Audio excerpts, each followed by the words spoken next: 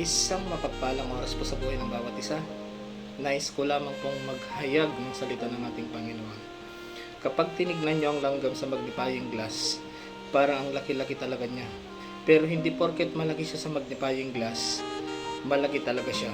Na magnify mo lang siya, right? So hindi siya malaki. Lumalaki siya sa pananaw mo.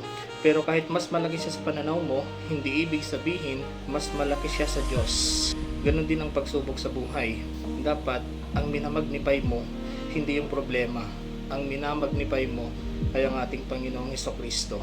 Pero just to clarify, para malinaw sa ating theology, hindi porket minamagnify mo si Lord, lumalaki siya. Malaki na siya eh. Hindi niya na kailangang lumaki pa. Pero pinapalaki mo siya sa puso mo para siya ay ma-emphasize.